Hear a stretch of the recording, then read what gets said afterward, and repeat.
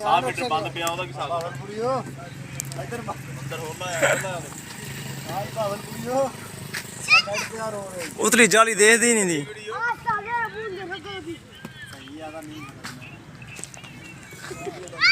ਕੀ ਮੈਂ ਉਠਾਣੀ ਸੀ अब ना चैलेंज करो ਚੱਲ अस्सलामुअलैकुम, क्या हाल चाल है? आप सबका ठीक ठाक है, खैरियत से? मैं हूं रफाक अली और आप देख रहे हैं मेरा यूट्यूब चैनल।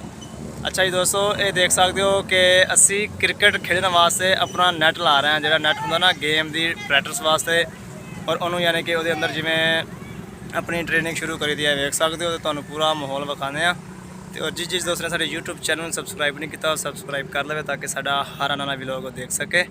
आइए दोस्तों देखते हैं। ये दोस्तों जाली देख सकते हो कि जाली लैन दी आ ते माशाल्लाह जी सारे साढ़े ਜਿਹੜੇ खिलाड़ी है ना, कुछ ये आ रहे हैं तो कुछ माशाल्लाह जी तैयारी करते पे नैट लाने की शुरुआत हो रही है। ये देख सकते हो माशाल्लाह जी।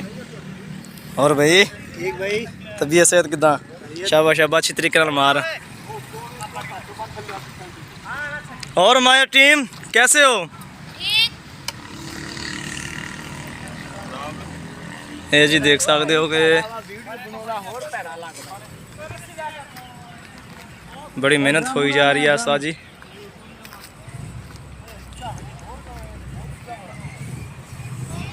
क्या और करना है ये अपना उस्ताद जी पहुंचा वाला स्वाद है जी।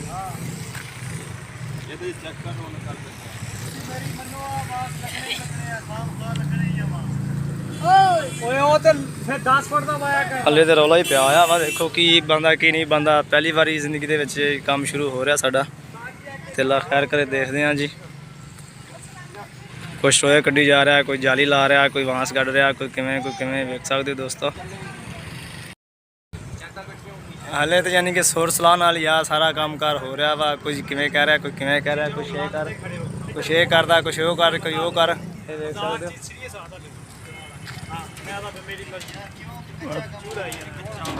एक साइड की जाली लग रही है तो ये दूसरी साइड लानी है।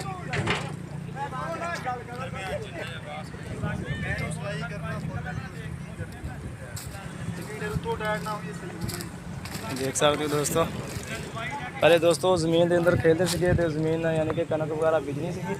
हम माशाल्लाह जी सारी टीम ने रल के इंतजाम किया जी। इतने नैट लाने का सोचा, इतने नैट लाइए तो ला के अपनी यानी गेम बनाइए, गेम शुरू करिए।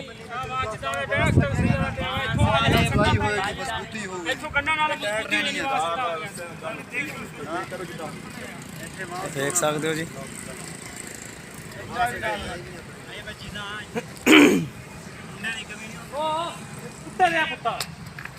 सीधा खड़ा हो, मसा मसा वीआईपी करके बनाया।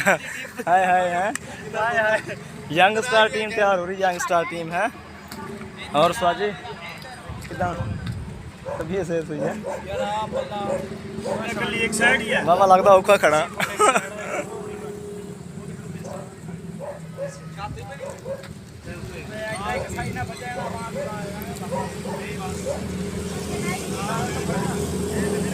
बड़ी यानी कि उस्ताद जी सुर सलाह एक दूसरे के मशवरे नाल, एक दूसरे की बहसबाजी नाल। कोई एक बंदा कहना भी एवें कर, एक बंदा कहना एवें कर, कोई कहना एवें कर। ये देखो जी अल्लाह खैर करे साडा कामयाब है, काम हुंदा या नहीं हुंदा ते बाकी अल्लाह खैर करे जी। वीडियो देखनी वीडियो नाल ही तोड़ रहे हो ते तुहानू हर चीज़ और नेट लग रहा फिर खेलन दा। माशाल्लाह जी माशाल्लाह।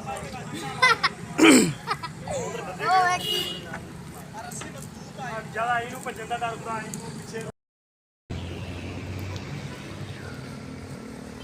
ਆ ਜਾ ਕੇ ਆ ਜਾ।